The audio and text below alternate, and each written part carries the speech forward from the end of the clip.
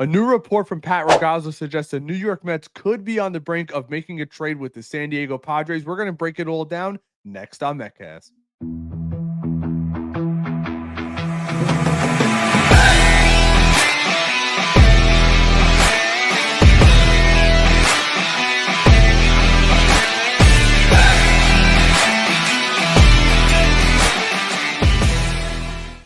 What's going on, friends? Welcome back to MetCast. And if this is your first time here, I kindly ask you to like and subscribe if you're enjoying the content. Help us get to that subscriber goal of 5,000 subscribers. This channel has been unbelievable, but you are here because of the report that just got dropped by Pat Ragazzo. We're going to read the report and get in depth with it next.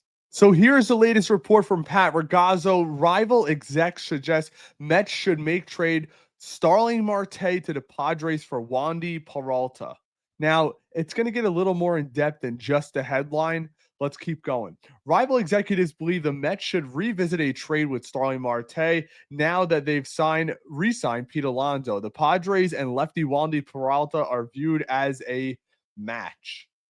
It further goes on to say the New York Mets tried trading right-handed hitting DH/outfielder Starling Marte during the winter meetings in December, as the Mets on SI first reported. Pat's the actual one that had that report, and it was later confirmed, so shout out to Pat for nailing that. They discussed a deal that would have sent Starling Marte to the Kansas City Royals for right-handed pitcher Hunter Harvey, but an agreement never came to fruition. The Mets would have paid down a portion of Starling Marte's contract as well, which we all figured. He's due about $21.5 million this season. So if the Mets are able to eat $5 million on that, it helps towards that 301, which is being taxed at 110% right now. So reminder, fans, for anybody who's not crazy into the numbers, I don't want to get crazy into the numbers. Anything over $301 million on the payroll is taxed at 110%. So if the New York Mets are currently, I saw the number around 330. I'm not totally sure if that's accurate. That means about $30 million is being taxed, which means Steve Cohen would pay a penalty of an additional $33 million on that. So if Alonso was making 30 and then put him over the cap 30, it's like you're paying him 60 something million dollars. That's how that works. So here's the original tweet back with Pat Ragazzo back in December. And then we go on to this.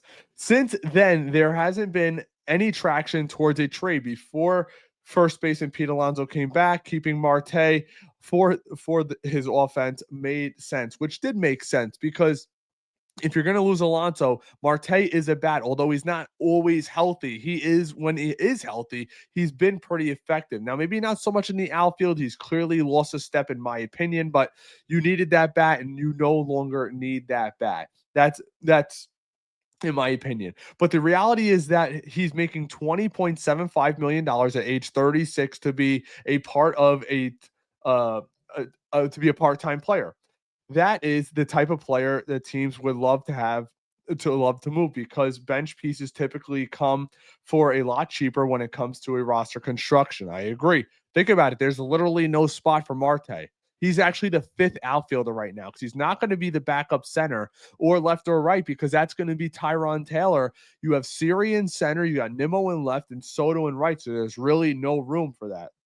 With Alonso re-signing for 2 years, $54 million, it just really ends up being a 1-year contract. Let's be real. The Mets blew past the desired budget range and now have a projected luxury tax payroll of $324 million, which means that $23 million is going to be taxed 110%. This is the second highest total in baseball, only to the reigning World Series champion Los Angeles Dodgers, who are $376 million. And think about it, they're at 376 and they have what? $100 million on deferrals this year, which will be addressed during the next CBA, mark my words. If the Mets circle back to moving Marte and pay down a salary in the deal, they would likely save significant amount of money depending on the return. So let's say they hypothetically land a reliever arm for Marte. They could potentially pay $10 million of Marte's deal to acquire the bullpen piece that is making $2 to $4 million. As mentioned, Harvey was on the table for the Mets, and the righty is making $3.7 million in 2025. The San Diego Padres are a team that comes to mind as a trade partner. Rival executives believe that San Diego cutting costs and needing additional outfield help, that Marte is a part of a swap for lefty reliever Wandy Peralta, or a larger deal for one of the Dylan Cease rental starters. Dylan Cease makes sense. See, that's where it gets interesting. If they need help in the outfield, Marte, maybe a young prospect, another arm, that's maybe where the New York Mets could capitalize. The Mets and the Padres have already spoken about starter Cease and Michael King. However, the asking price for Cease is said to be astronomical in terms of prospects for an arm on an expiring deal. But San Diego needs a left fielder after losing Jackson Profar to the Atlanta Braves. Marte fills a hole, and the Mets could potentially trade Peralta, who is making $4.25 million this season and has two player options for 4.45 across 26 and 27. So in essence, he's saying the Mets would trade him, get him, and maybe flip him for another piece. Peralta, 33, is a big stage tested, having spent 3 seasons with the crosstown New York Yankees, which we already knew. He is coming off a year where he posted a 3.99 ERA over 46 appearances, but was limited to just 4.1 innings in the second half after suffering a left abductor strain in July. Historically, Peralta has dominated left-handed hitters in his career, 2.17 opposing average, but they lit him up last season for a 260 average and a 762 OPS. The Southpaw in a down campaign fared better against righties, who hit 215 with a 654 OPS off of him. Acquiring Cease would stack the Mets rotation, allow them to match up better with the mighty units of Dodgers and Phillies in the National League. However, Cease is on a 1-year rental, and the asking price for his services has been very high. So why not make a similar deal to the Padres? Send Marte in cash to San Diego in exchange for Peralta to save them money, and add to the bullpen depth in Queens. Edwin Diaz, AJ Minter, Ryan Stanek. Peralta is a pretty strong and experienced back end unit. I totally agree with Pat here. Marte is still a productive hitter, but his salary is too high for a player that isn't going to be in the lineup any day anymore for the Mets. The team already tried trading Marte earlier in the offseason, which we all know back in December, that whole Royals thing.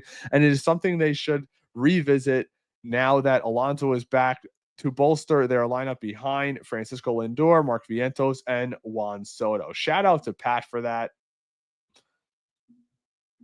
because I could not agree with him more.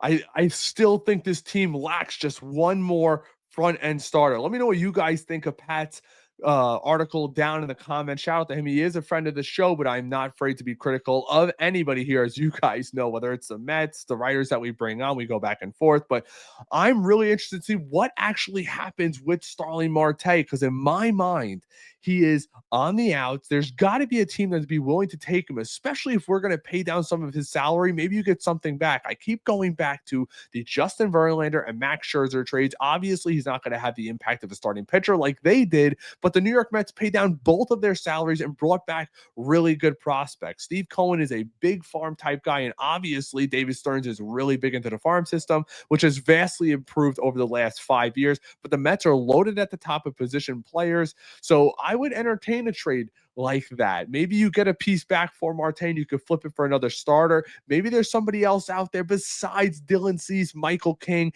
and Luis Castillo. Nobody's coming to mind right now. And no, I do not want Marcus Stroman. No Stroman whatsoever. I do not want him on this team. But I appreciate you guys hanging out. This is what we had for you today. Again, if you enjoy this content, I just ask you to like and subscribe. Help us get to that 5K subscriber goal, where we will be giving away several things, including those Foco Mets overalls. This is all things for your New York Mets content right here on MetCast. Appreciate you sticking around. Until next time, take care.